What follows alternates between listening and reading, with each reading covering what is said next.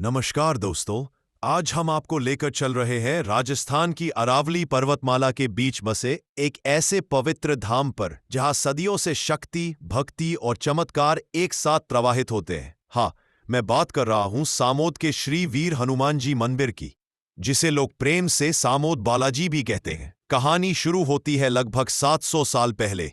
सामोद की यह ऊंची पहाड़ी पहले एकदम शांत, वीरान और रहस्यमय थी। सदियों से यहां साधक आते रहे, तपस्या करते रहे और फिर दुनिया से दूर अपने अपने मार्ग पर आगे बढ़ते रहे। इसी पहाड़ी पर पहुंचे महान संत नग्नदास जी। जीवन साधना में डूबा, त्याग से भरा, न कोई इच्छा, बस तप, साधना और ईश्वर भक्ति। उनके साथ थे उनके शिष्य लालदास जी। दोनों इस पहाड़ी पर अलग अलग कुटियाओं में रहते थे और पूरी रात भगवान के ध्यान में लीन रहते थे। कहानी की सबसे चमत्कारिक घटना एक रात घटी। तेज हवाएं चल रही थीं, पर्वत पर अंधेरा था और उसी दौरान संत नग्नदास जी ध्यान में लीन थे। अचानक वातावरण में एक तेज प्रकाश फैला, जैसे आसमान से कोई दिव्य शक्ति उतर रही हो। संत ने ऊपर देखा तो सामने था भगवान हनुमान का तेजस्वी स्वरूप।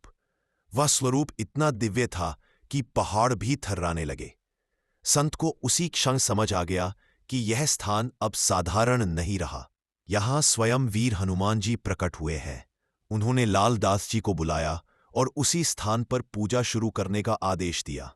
धीरे धीरे यह स्थान भक्तों के लिए खुला और यहां बन गया श्री वीर हनुमान जी मंदिर। यह मंदिर इसलिए अत्यंत पवित्र माना जाता है क्योंकि यहां हनुमान जी का स्वरूप स्वयंभू माना जाता है। लोग कहते हैं कि यहां की शक्ति कुछ अलग है। यहां आकर मन मजबूत हो जाता है, हिम्मत बढ़ती है और डर गायब हो जाता है। कई भक्त कहते हैं कि यहां पहाड़ की चोटी पर जैसे हनुमान जी स्वयं रक्षा करते हैं। मंदिर तक पहुंचना कोई साधारण बात नहीं है। पहाड़ पर करीब 800 से भी ज्यादा सीढ़ियां हैं। पहले ये रास्ते और भी कठिन थे, पत्थर, झाड़ियां और ढलान से भरे हुए। लेकिन भक्त कभी रुके नहीं। उन्होंने चढ़ाई को ही भक्ति माना, एक तपस्या, एक संकल्प। आज भी कई भक्त मंगलवार और शनिवार को नंगे पैर चढ़ते हैं।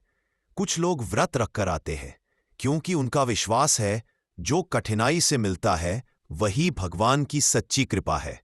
कुछ साल पहले मंदिर तक पहुंचने के लिए रोपवे भी बनाया गया था।